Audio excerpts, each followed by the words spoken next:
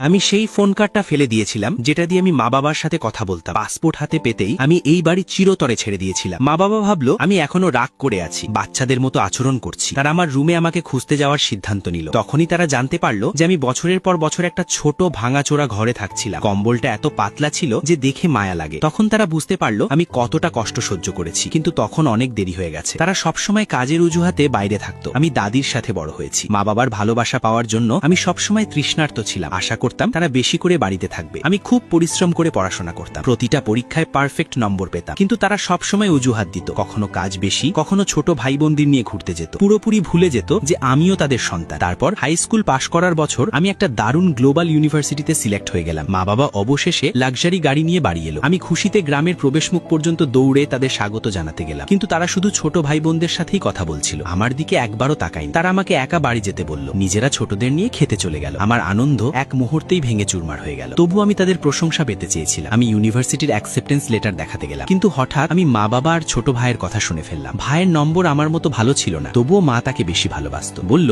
ভালো পড়াশোনা করলেই কিছু হয় না, আমরা ওকে বিদেশে পড়তে পাঠাবো, পরে ফ্যামিলি বিজনেস সামলাম। ভয় পাচ্ছিল আমি যদি অংশ চাই। বাবা বলল যদি কখনো সাহস করে আমি ওকে বাড়ি থেকে বের করে দেব। তারা এবার শুধু ভাইকেই উত্তরাধিকারী বানাতে এসেছিল। আমার হৃদয় ছাই হয়ে গেল। আমি অবশেষে বুঝে গেলাম আমি সবসময় অতিরিক্তই ছিলাম। ঠিক তখনই রেস্টুরেন্টে বড় বিস্ফোরণ হলো। ধ্বংসাবশেষের একটা টুকরো আমার পায়ে লাগলো। আমি ব্যথায় পড়ে গেলাম। বিল্ডিং ভেঙে পড়তে যাচ্ছিল, কিন্তু মা বাবা শুধু ছোট ভাই বোনদের বাঁচাতে দৌড়ালো। আমি হাত বাড়ালাম, সাহায্য চাইলাম, কিন্তু তারা আবারও তাদেরই বেছে নিল। ভাগ্যক্রমে এক অজানা মানুষ আমাকে দেখে ফেললো, হাসপাতালে নিয়ে গেল। যখন আমার জ্ঞান ফিরলো শুধু ডাক্তার ছিল। তখনই মায়ের ফোন এলো। আমার মনে এক মুহূর্তের জন্য আশা জাগলো, হয়তো তারা আমার জন্য চিন্তা করছে। কিন্তু মা শুধু বলল তাড়াতাড়ি বাড়ি আয়, তোর ছোট ভাইয়ের দেখাশোনা কর। আমার হৃদয় যেন বরফের গর্তে ডুবে গেল। আমি তখনও গুরুতর আহত ছিলাম। সেই মুহূর্তেই আমি সিদ্ধান্ত নিলাম এবার ছেড়ে দেব। আমি সঙ্গে সঙ্গে বিদেশের ইউনিভার্সিটির সাথে যোগাযোগ করলাম। 10 দিনের মধ্যে যাওয়া নিশ্চিত করলাম। যখন জিনিসপত্র গোছাতে বাড়ি গেলাম দেখলাম তালা বদলে গেছে। আমি মাকে দরজা খুলতে বললাম। মা আমাকে একটা মেসেজ পাঠালো, রেস্টুরেন্টে সবাই মিলে হাসি খাওয়ার ছবি। এতেই প্রমাণ হয়ে গেল যে আমি সবসময় বাইরের মানুষই ছিলাম। পরের দিন মা বাবা আমাকে দরজার সামনে গুটিসুটি মেরে বসে থাকতে দেখলো। তাদের একটু অনুভূতি হলো। তারা বলল